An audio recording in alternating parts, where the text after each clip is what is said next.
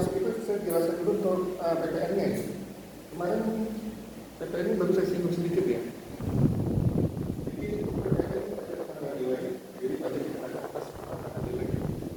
Jadi pada dasarnya barang itu adalah barang kena pajak yang dikenakan. Ada barang kena pajak, ada jasa kena pajak. Barang ini yang dikecualikan dari barang kena pajak kita seperti PKP, jasa kena pajak kita seperti GKP. Ada yang dikecualikan dari BKP dan KP.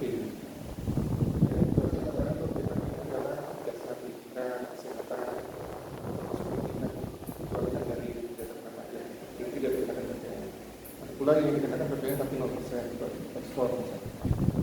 PPN tarifnya mulai tahun 2022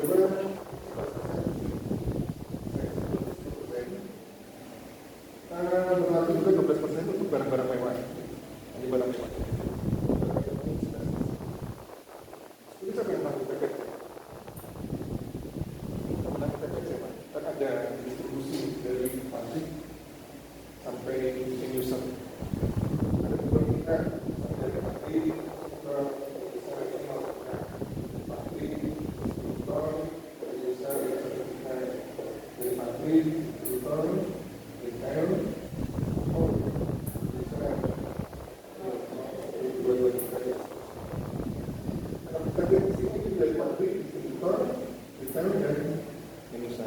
Kira-kira yang menang PPN ini siapa? Yang lainnya? Terus saya supaya ini pabrik beli bahan baku, kemudian diolah bahan baku.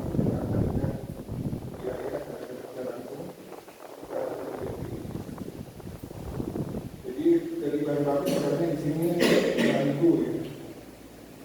Ditambah BOP dan kata-kata langsung berarti ini bertambah karena sudah jadi. Karena bahan baku ditambah dengan jadikan kerja dan bagi BOP ini display, kemudian mandor dan sebagainya. Jadi ditambah hingga harganya jadi 10.000. 10.000 ini dijual ke distributor. Distributor membeli 10.000 kan. Kemudian distributor akan mengambil untung, dijual lagi 12.000. Berarti nilainya bertambah lagi. Dijual ke toko-toko membeli 15.000. Di toko dia akan mengambil untung lagi, dijual 20.000 ke user. Usernya untuk pakai akhir dari proses langsung. Dari sini kita lihat nilainya bertambah terus. Ini akhirnya saya katakan. Coba kita lihat di sini. Jadi untuk PPN terbuka rumusnya seperti ini.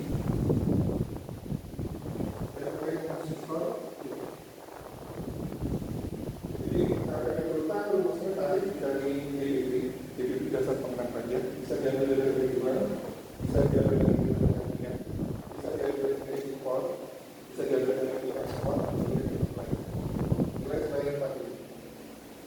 Jika dengan tarif itu PPN terempat. Contoh di sini, pabrik penjual sebelumnya sebelum ada istilah PKP. PKP ini ada 2 istilah, ada penghasilan kena pajak.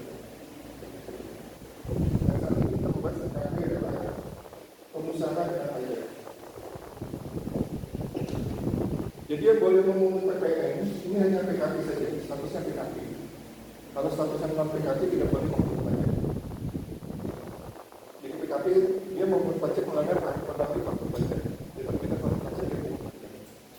Jadi misalnya saya jual gue misalnya, anggap saja buatan pabrik kita PPN atau handphone saja, dijual handphone nilainya 10.000.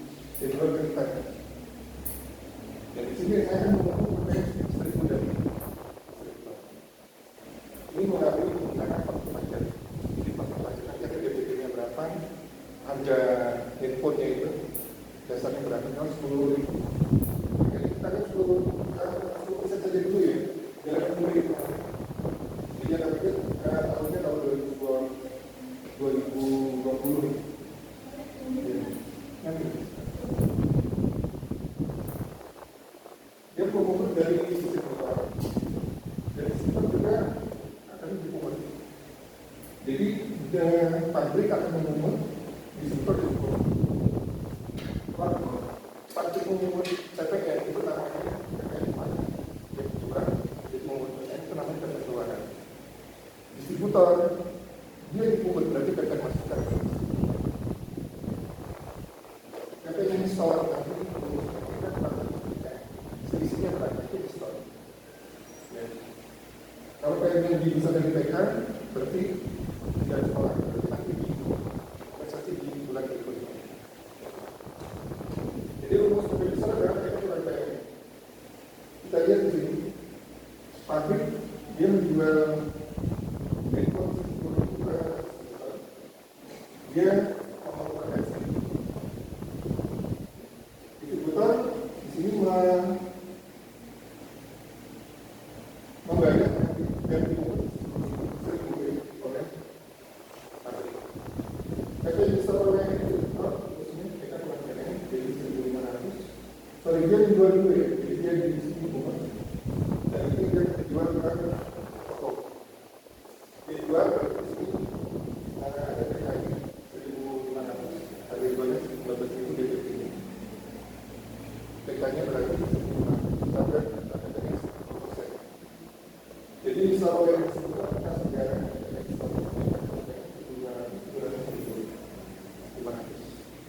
distributor menanggung PPN tidak? Dia menanggung PPN tidak? Dia membeli 10.000, dipungut PPN 1.000. Dia menjual 15.000. Dia memungut dari PPN 15.000. Dan disorotkan sekarang 500.000.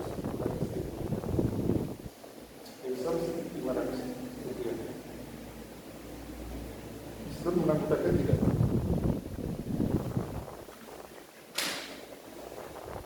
Menanggung PPN tidak? Tidak. Tidak menanggung. Dia memungut 1.500. Dia memungut 1.000. Selisihnya dia setor kertas negara. Jadi disebut menanggung PPN tidak? Tidak menanggung. Dia menarik 1.500 dan dia ketarik 1.000, dia dipungut 1.000, tapi dia memungut 1.500 dari toko. Selisihnya dia setor kas negara, berarti dia tidak menanggung. Di sini dia menanggung PPN yang mana? Dia memungut dia 1.000.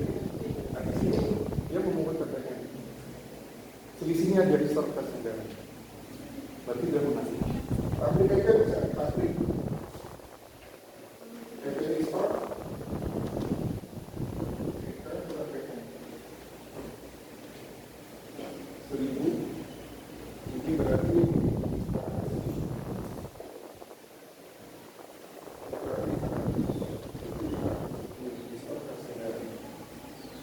Dia membeli bahan baku $5.000.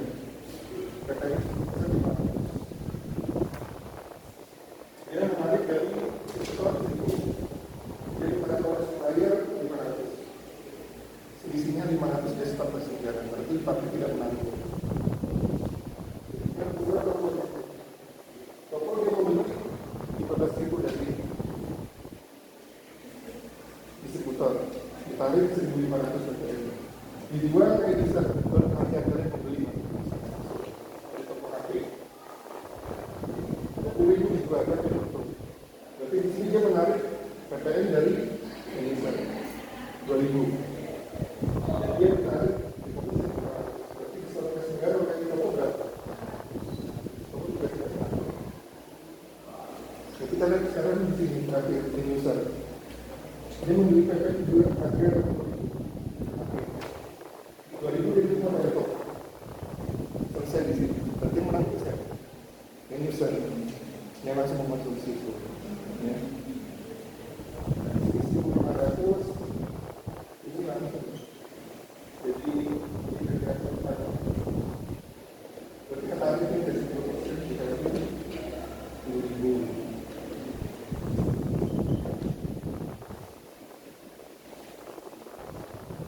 Sampai sini bisa dipahami.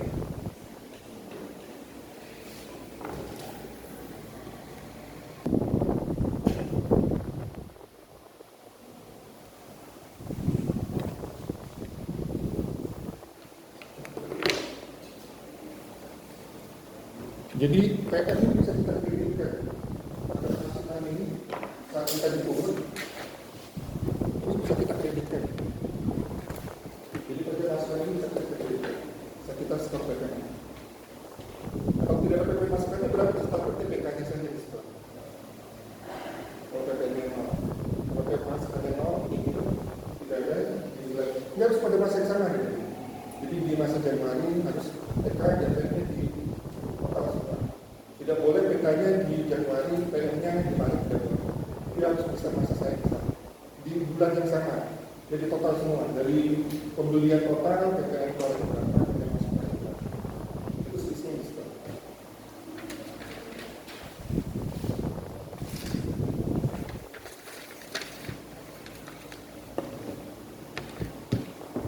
Sampai sini dulu ada pertanyaan.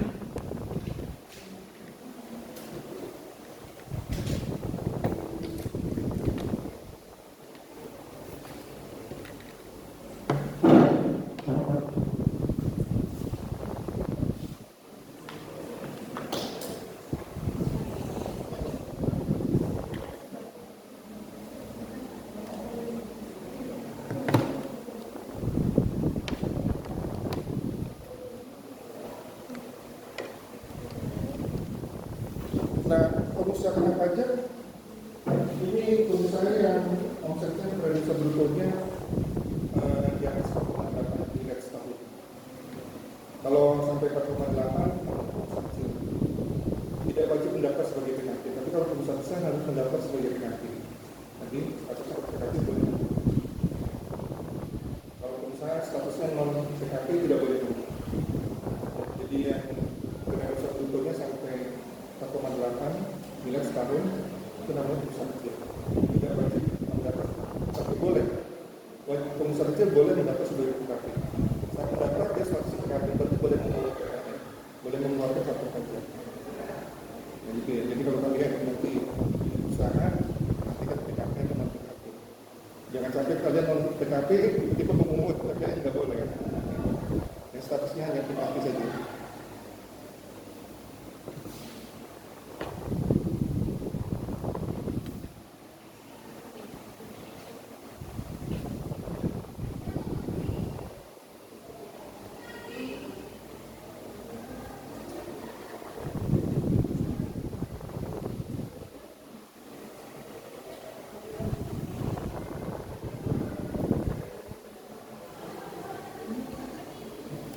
Kita masuk ke PBB ya.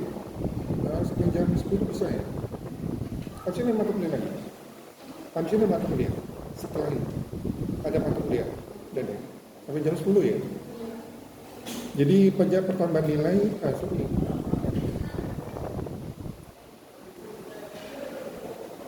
Oh iya, ada PPN juga ya. PPN ini pajak penjualan barang mewah. Jadi pajak dikenakan barang golongan mewah. Ini tarifnya 10 sampai 200%. Yaitu golongannya adalah ini. PPNBM biasanya juga berhubungan dengan PPN. Beli atau menjual atau golongan apa kan berarti golongan mewah. Itu ada di tapi PPNBM tidak boleh dikreditkan nanti. Dianggap sebagai biaya saja. Beda dengan PPN masukan, boleh kita kreditkan misal kita PPNBM tidak boleh kita kreditkan, tidak boleh kita kurangkan ya. Yang boleh kita kurangkan adalah PPN masukan saja. Jadi ini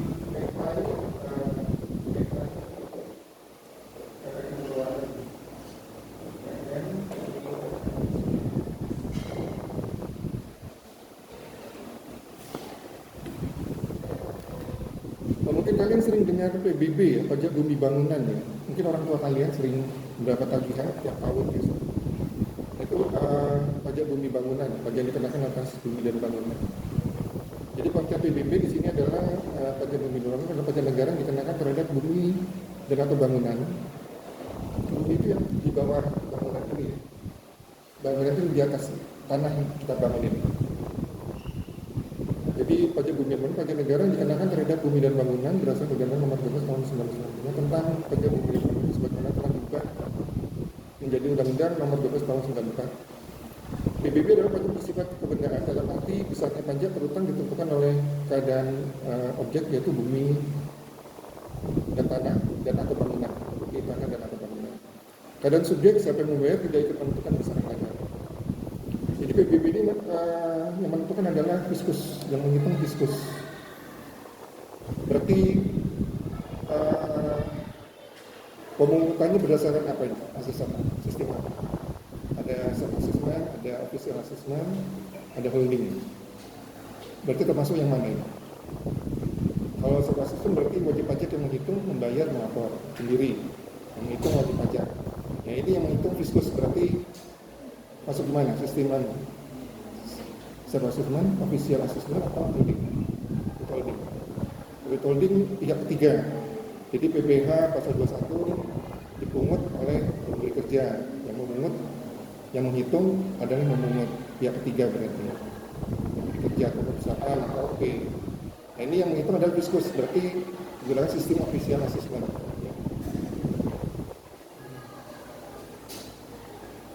Untuk aturan undang-undangnya kalian baca sendiri ya. Saya langsung ke perhitungannya dulu. Seharusnya ada lagi satu materi ini, BPHTB. Jadi pajak bunyi dan bangunan ini adalah pajak kebenaran atas bunyi bangunan dikenakan terhadap subjek pajak. Subjek pajak bisa orang pribadi atau badan ya, yang mempunyai hak dan atau memperoleh manfaat atas bumi dan atau memiliki, menguasai dan memperoleh manfaat atas bangunan. Jadi bumi ini adalah permukaan bumi yang meliputi tanah dan perairan pedalaman serta laut wilayah Indonesia dan tubuh bumi yang ada di bawahnya. Bangunan ini adalah konstruksi tadi yang ditanam atau diletakkan secara tetap pada tanah dan perairan.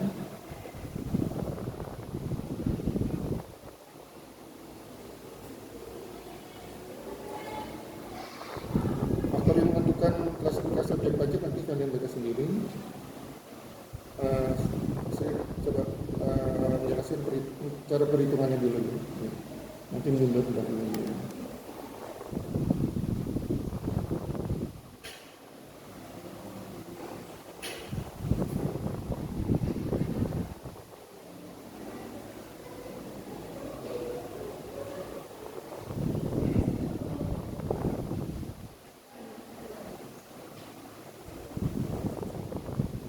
Jadi unsur-unsur komponen menghitung PBB, jadi ada tarif PBB itu adalah 0,5%. Dikali NJKP ini nilai jual kena pajak.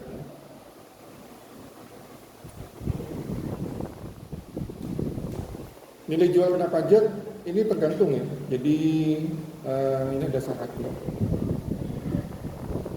Jadi nilai jual kena pajak apabila untuk objek pajak PBB untuk objek pajak hutan dan perkebunan dan objek pajak pedesaan dan perkotaan yang NJOP-nya di atas atau sama dengan 1 miliar. Nanti untuk menghitung nilai jual kena pajaknya, NJOP-nya dikalikan 40% dulu. Untuk objek pajak lainnya, termasuk objek pajak pedesaan dan perkotaan yang NJOP-nya di bawah 1 miliar, untuk menghitung nilai jual kena pajaknya, ini NJOP-nya dikalikan dengan 20% dulu.